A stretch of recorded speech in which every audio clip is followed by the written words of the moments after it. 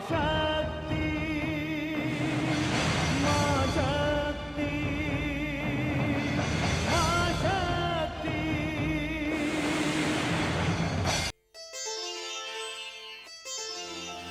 मैं धन्य हो गई स्वामी। हे शिव शंभू, आपने मुझे स्वीकार कर लिया।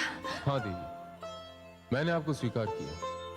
चलिए कैलाश चलते हैं। नारायण नारायण। देवर्षि आप? हे भोले शंकर, अब यह संभव नहीं है। क्या संभव नहीं? पुत्री पार्वती का आपके साथ कैलाश जाना। क्यों देवर्षि? हे देवाधिदेव, आप ईश्वर होकर भी अपने बनाए हुए नियम तो नहीं तोड़ सकते। यह सत्य तो केवल आप ही जानते हैं कि पार्वती देवी गौरी का स्वरूप है, किंतु मानवों के लिए तो वे पार्वती ही है ना। आप कैलाश अवश्य जाएंगे, किंतु पुत्री पार्वती के साथ नहीं, अकेले। अकेले? हां भोलेनाथ, और आपकी ओर से सप्त ऋषि महाराज हिमांचल के घर प्रस्ताव लेकर जाएंगे पुत्री पार्वती के साथ विवाह का। भोलेनाथ, मैं महाराज हिमांचल और देवी मैना से पुत्री पार्वती को धरोहर स्वरूप लेकर आया था। मुझे आज्ञा दें, मुझे उनकी धरोहर वापस लौटानी है। भोलेनाथ, अब पुत्री पार्वती से आप विवाह के पश्चात ही मिल पाएंगे। चलिए देवी। आप जाइए देवी, अब शक्ति शिव से अधिक समय दूर नहीं रही।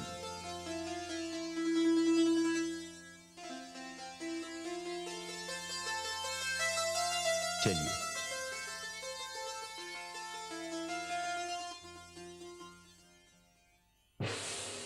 असुर सम्राट, समय ने आपको जितना समय दिया उतना समय तो आज तक किसी देवी देवता, सुर, नर, मुनि को भी नहीं मिला। मैंने कब से आपके समक्ष भविष्यवाणी की थी कि पार्वती का जन्म हुआ, वो सयानी हुई, और अब तो भगवान शिव ने भी उसे स्वीकार कर लिया है, किंतु आप अभी तक कुछ नहीं कर सके। ज्योतिषी, अपनी भविष्यवाणी के संबंध में तुम इतने निश्चिंत हो? तुम्हें इस बात का पूरा विश्वास है कि तुम्हारी भविष्यवाणी सत्य होगी? अभी तक हिमालय पुत्री पार्वती का सकुशल रहना इसी बात का संकेत है असुर सम्राट। ज्योतिषी, अभी तक जो भी कारण हो, हिमाचल पुत्री हर प्रहार से सुरक्षित रही, किंतु इस समय उसकी रक्षा संभव नहीं है। मेरी सूचना के अनुसार हिमाचल पुत्री देवर्षि नारद के साथ कैलाश से अपने भवन वापस लौट रही है, और वो भी पहाड़ी मार्ग से। और देवर्षि नारद नारायण नारायण करने और वीणा बजाने के अतिरिक्त और क्या कर पाएंगे?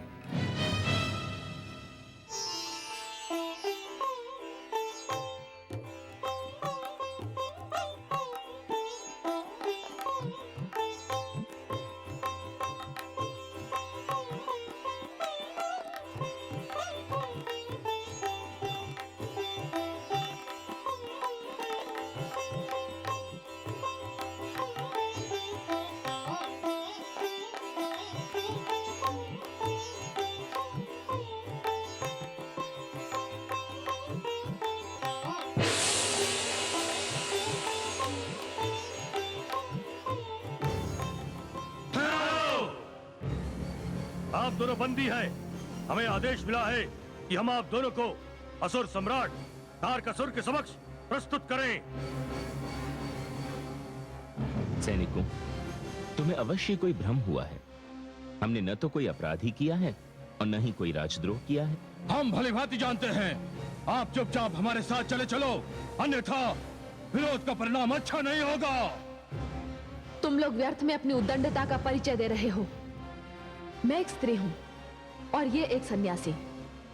यदि ये सोचकर तुमने हमारा मार्ग रोकने की धृष्टता की है तो यहां से चले जाओ। चले जाए, अवश्य चले जाएंगे, किंतु तुम दोनों को साथ लेकर।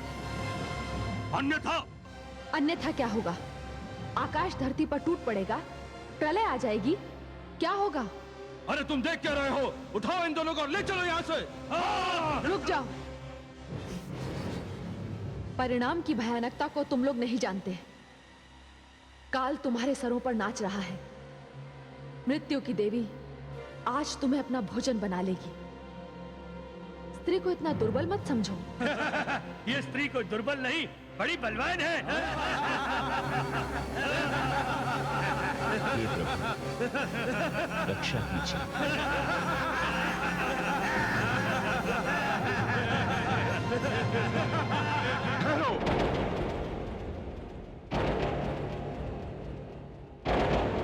नीच कुल कलंकी पात की असुरो, तुम्हारा यह साहस, यदि तुम सारी सृष्टि को आग लगा देते, आकाश से चंद्रमा और तारे नोचकर फेंक देते, तो मैं कदाचित तुम्हारी ओर दृष्टि उठाकर भी नहीं देखता। किंतु तुमने मेरी माता का अपमान करने की चेष्टा की है। सारा संसार जानता है कि वीरभद्र माता पार्वती का पुत्र है। यदि अब तुम लोगों को मैं जीवित छोड़ दूं, तो मेरे पुत्र होने पर धिक्कार है।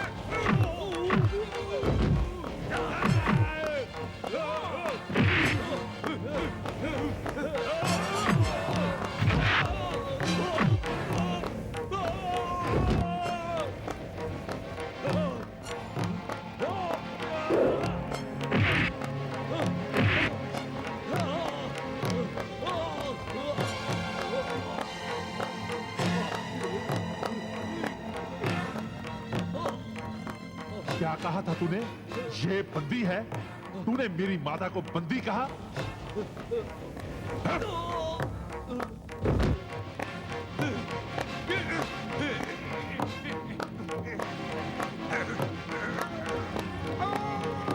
तू इन्हें तारकासुर के समक्ष प्रस्तुत करने जा रहा था? मेरी माता को?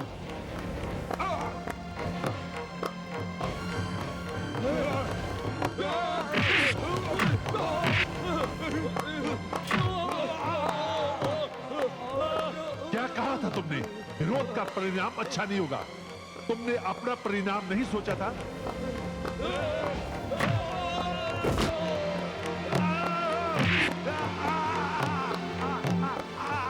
तुम इन दोनों को उठा के ले जाना चाहते थे कायर, मेरी माता को?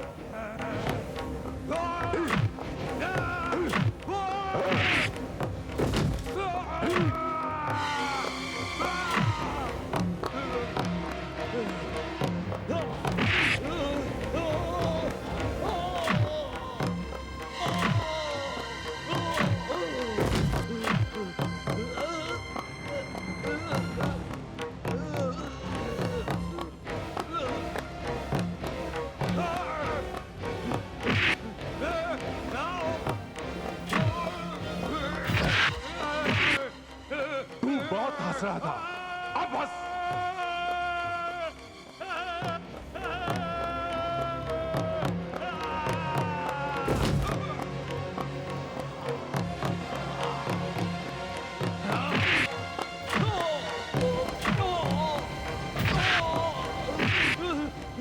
मैं तुझे मारूंगा नहीं, जीवित छोड़ूंगा, ताकि तू जाके तारकासुर को कहे यदि फिर उसने ऐसा दुस्साहस किया तो मुझे सौगंध है मां के चरणों की, मैं तेरे असुर राज को उसके असुर लोक में बताल की गहराइयों में गाड़ दूंगा।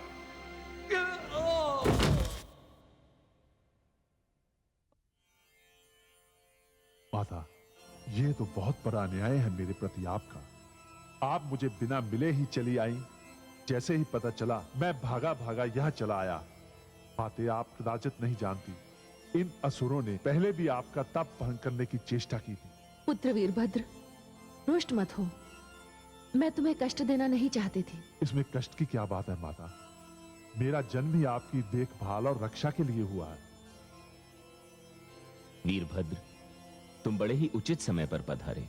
धन्यवाद देवर्षि। चलिए माता, मैं आपको आपके भवन तक छोड़ दूं। हाँ वीरभद्र, तुम साथ होगे तो हमें भी किसी प्रकार की आशंका नहीं होगी। देवी, आपकी लीला अपरंपार है। चलिए माता। नारायण नारायण।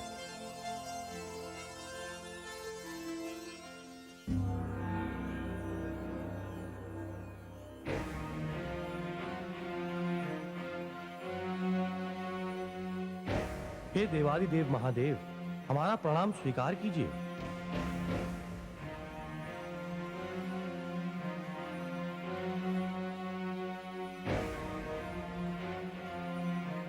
प्रणाम देवगण।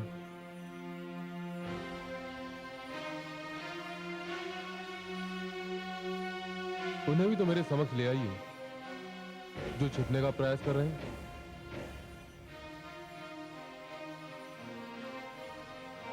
त्राहिमाम देवादिदेव, त्राहिमाम। मैं जानता हूं कि आप मुझसे रुष्ट हैं, किंतु हम देवताओं की स्थिति आपसे छिपी तो नहीं है। तारकासुर के कारण हम सभी एक स्थान से दूसरे स्थान पर भटक रहे हैं देवादिदेव। मैं जानता हूं, जब मैं देवी सती के वियोग में था तब ही मुझे इसका ज्ञान था, और अब जब देवी पार्वती के रूप में मुझे देवी सती के दर्शन हो चुके हैं तब भी मुझे इसका ध्यान है। देवराज, यदि आप कामदेव को ना भेजकर स्वयं मेरे पास आते तो क्या मैं अपने कर्तव्य से मुंह मोड़ लेता?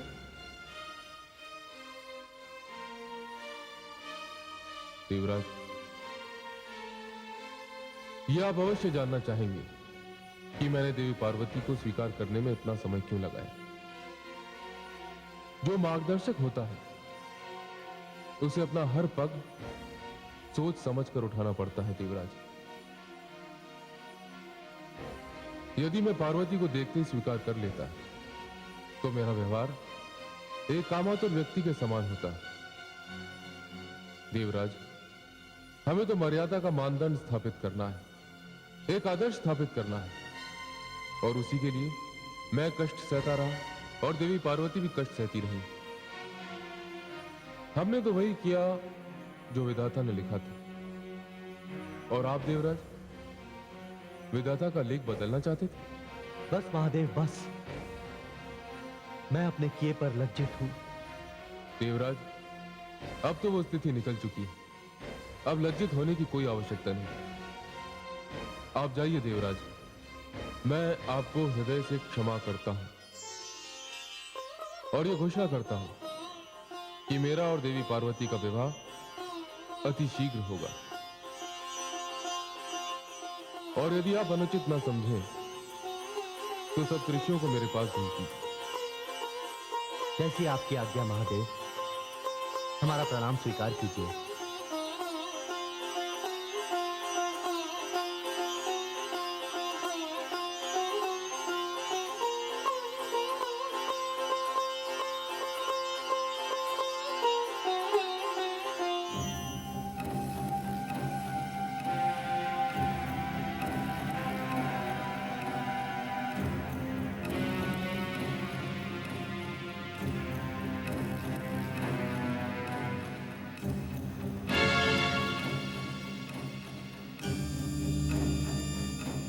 नारायण नारायण।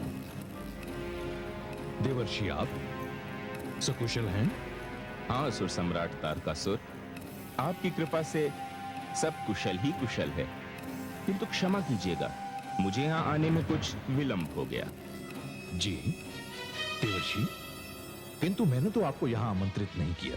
हे असुरराज, आपने जो 8 महावीर भेजे थे, उनकी कुशलता का समाचार सुनाना तो मेरा ही कर्तव्य है, क्योंकि वे मेरे ही सामने वीर गति को प्राप्त हुए। हे असुरराज, यदि वे वीर गति को प्राप्त न हुए होते तो उनकी कुशलता का समाचार सुनाने के मैं तो योग्य ही न होता। देवर्षि, आप व्यंग कर रहे हैं। नहीं असुरराज, मैं व्यंग नहीं कर रहा हूं, क्योंकि व्यंग में हास्य का पुट होता है। मैं तो आपको एक सत्य, एक कठोर सत्य बता रहा हूं। हिमाचल पुत्री पार्वती को किसी भी प्रकार का कष्ट देने का विचार अपने मन से निकाल दीजिए, अन्यथा जिस मृत्यु के भय से आप मृत्यु की घड़ी को टालने का प्रयत्न कर रहे हैं, वह घड़ी कहीं समय से पूर्व ही ना आ जाए। देवर्षि, तारकासुर इतना असहाय कभी नहीं हो सकता। मुझे अपनी भुजाओं पर भरोसा है। मैं काल से भी टक्कर लेने का सामर्थ्य रखता हूं। हे असुरराज, क्रोध की जो रेखा मैंने पुत्री पार्वती के नेत्रों में देखी थी, मुझे तो लग रहा था कि वे आपके 8 वीर सैनिकों का संहार कर देगी और यहां भी आके त्राहि त्राहि मचा देगी। ये तो समझिए कि वीरभद्र के कारण बात टल गई। मैं आपको बुद्धिमानी की बात बता रहा हूं असुरराज। ज्ञानी अपने ज्ञान के बल पर अपनी कम से कम आयु को भी संपूर्ण करके आनंद उठाकर इस संसार से जाता है, किंतु आपके जैसा अभिमानी अहंकारी अपनी लंबी आयु को व्यर्थ ही गंवा रहा है। जीवन के इतने सारे वर्ष आपने मृत्यु को टालने के भय में ही निकाल दिए। मैं आपको चेतावनी दे रहा हूं असुरराज कि यदि आपने अब पुत्री पार्वती के साथ ऐसा कोई भी दुस्साहस किया, तो भवानी में इतनी क्षमता है कि वह ब्रह्मा का लिखा लेख भी मिटा सकती है। मुझे आज्ञा दें, मैं जा रहा हूं। नारायण नारायण।